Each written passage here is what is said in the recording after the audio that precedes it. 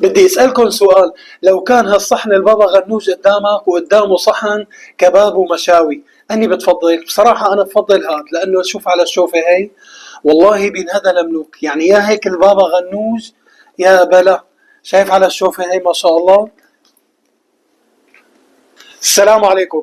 من أطيب المقبلات البابا غنوج. البابا غنوج أكلة صحية وأكلة نباتية وطيبة كتير وبتتقدم بالمقبلات. تعالوا لنشوف هالوصفة وإن شاء الله بتعجبكم. أول شغلة عندي حبة الباذنجان بيض العجل. هلأ بحاول سقبها من عدة جهات مشان يستوي قلبها، وبحطها على الغاز. بحطها على الغاز وبضل بقلب فيها لحتى تستوي. وهيك استوت عندي الباذنجانة. هلا بطفي على الغاز. بسم الله ما شاء الله ريحتها خيال. وهلا هي سخنة ببلش أشر فيها.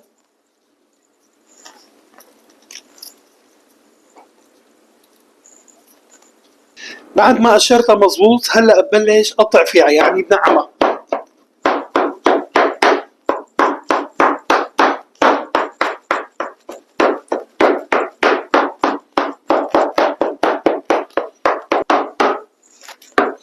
وهيك جهزت عندي.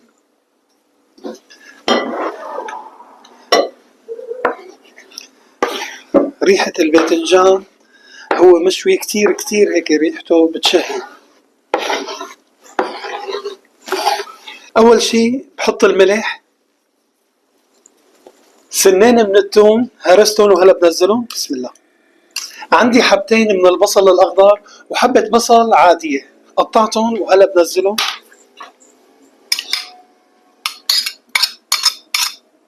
نص حبة فليفلة عادية قطعتها وبنزلها.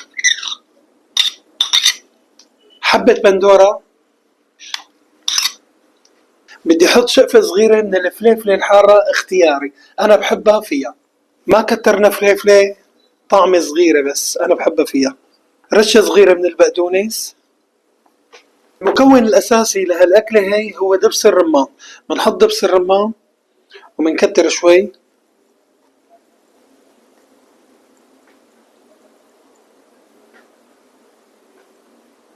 وهلا بنبلش نقلب بالبابا غنوج تبعنا. شوف على الشوفة هي ما شاء الله تبارك الله، أكلة رهيبة.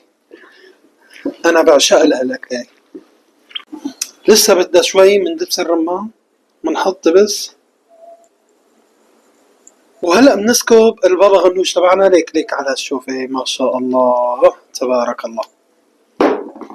يا جماعة هالأكلة روح قلب الجوز، قد ما فيكن دعموها بالجوز بتطلع طيبة كتير.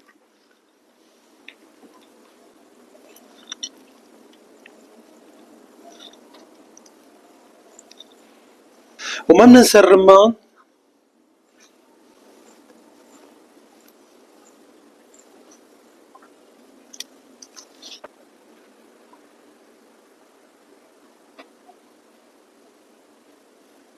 وهلا آخر مرحلة بنحط الزيت البلدي عليها. بنقول بسم الله وبنحط.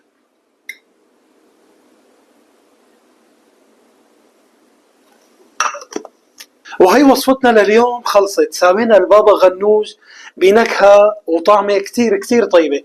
ضروري تجربوا لي البابا غنوج على أصوله. جربوها وما بتندموا. يعطيكم العافية.